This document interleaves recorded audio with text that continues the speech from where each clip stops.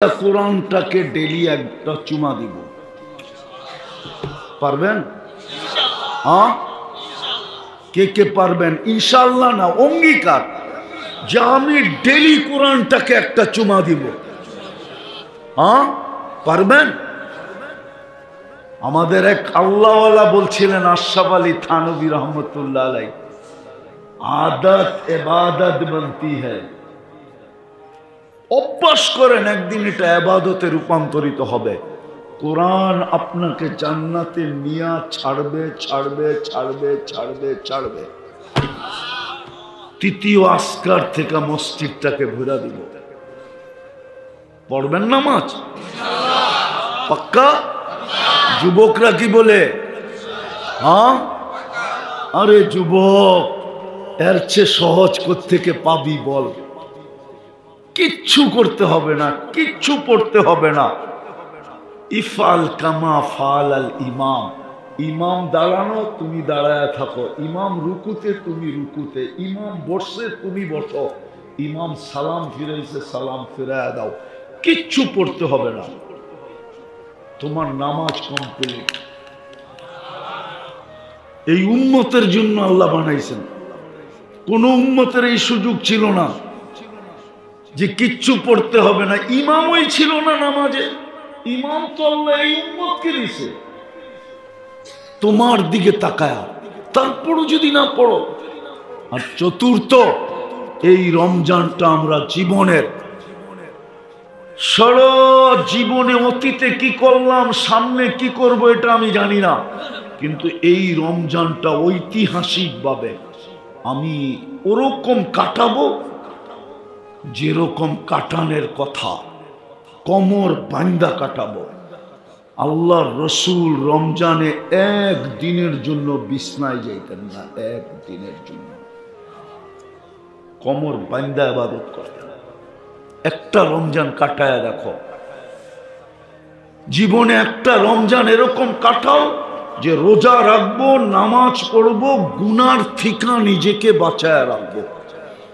যুবক, কোনো অসুবিধা নেই, 1 মাসের জন্য নেট বন্ধ করে দাও।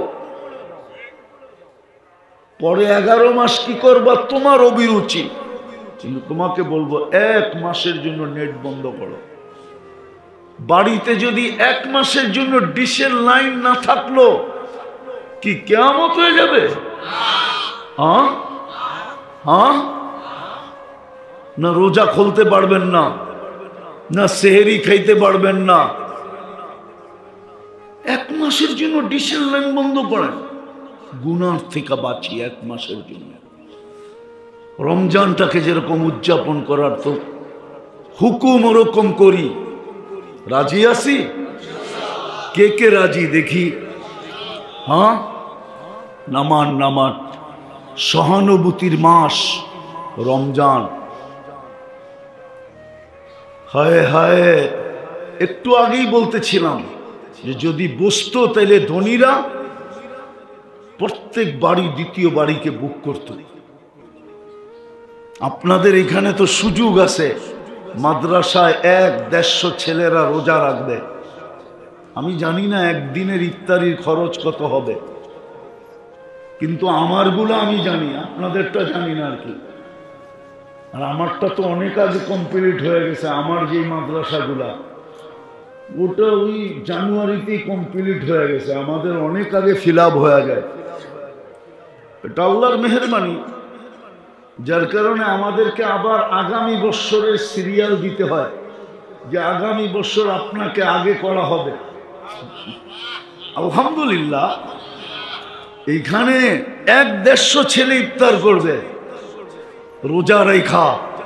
একদিনেই আপনি 150 রোজা পাইতে পারেন। আপনার তো রোজা দরকার 30টা মাত্র। এরকম যদি হয় যে একজনে একদিন, আমাদের মাদ্রাসাগুলোতে এরকমই হয়, 3 বেলা একজনে বুক দিয়া দেয়। আবার দেখা যায় কেউ কেউ বলে হুজুর 5 দিনই আমি নিলাম।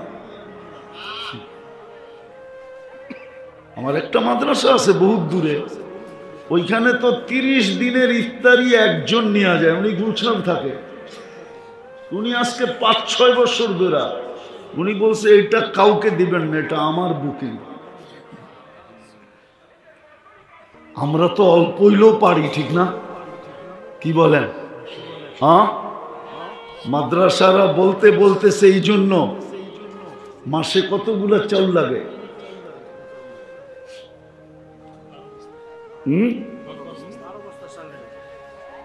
কেউ আছে যে আমি 1 মাসের চাল দিব 12 বস্তা, বা 12 জন বলি আমি 1 বস্তা করে প্রতি মাসে মাদ্রাসায় চাল দিব? ওই যে একজন জাহাঙ্গীর ভাই। আর সামনে রমজান আসতেছে, 1 বস্তায় 70 বস্তা পাবেন।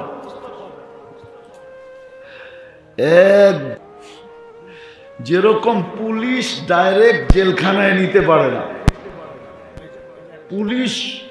পুলিশের ডাইরেক্ট জেলখানায় নিয়ে যাওয়ার ক্ষমতা নাই।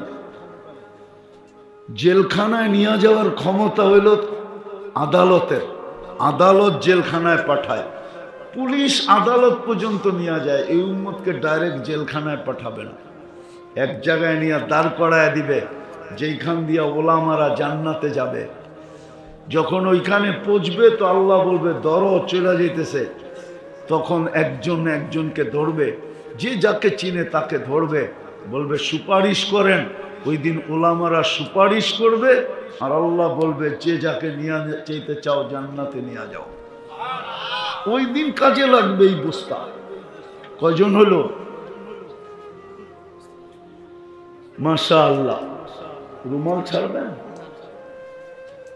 পাগড়ি দেওয়া হবে, তারপরে দোয়া হবে। উঠাউঠি না করি, পাগড়ি নিয়ে আসেন। পাগড়ি কয়জন?